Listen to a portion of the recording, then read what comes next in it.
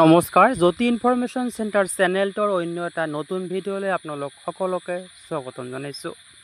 ৰাজ্যৰ অংগনবাড়ী কৰ্মী আৰু সহায়িকাসকলে জানিব লগা এটা দুখ লগা খবৰ, এটা বেয়া খবৰ এই ভিডিঅ'টোৰ জৰিয়তে আপোনালোকক অৱগত কৰিবলৈ চেষ্টা কৰিম। আশা কৰোঁ ভিডিঅ'টো শেষলৈকে চাব আৰু ভিডিঅ'টো চাই উপকৃত হ'ব বুলি ভাবিলে আগলৈকে শ্বেয়াৰ কৰিব।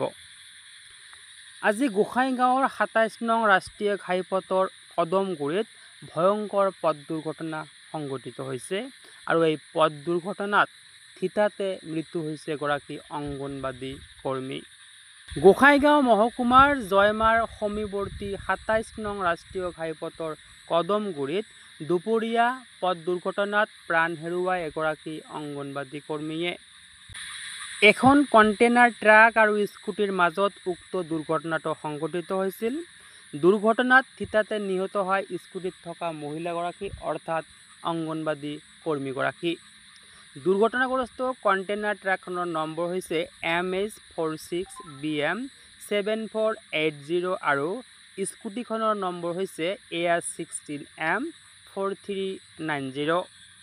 অংগনবাদী কৰ্মী সুনতি মাৰ্ডি বয়স ৩৪ আজি কাৰ্যালয়ৰ পৰা স্কুটি চলাই ৰাষ্ট্ৰীয় পথেৰে ঘৰ অভিমুখে গৈ থকা সময়তে সংঘটিত হয় এই মৰ্মান্তিক ঘটনা।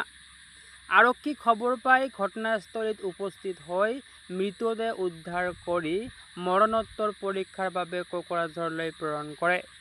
তো এই ভিডিঅ'টোৰ জৰিয়তে আপোনালোকক জনাবলগীয়া ইনফৰমেশ্যন ইমানখিনিয়ে আছিলে। ভিডিঅ'টো শেষলৈকে চোৱাৰ বাবে ধন্যবাদ।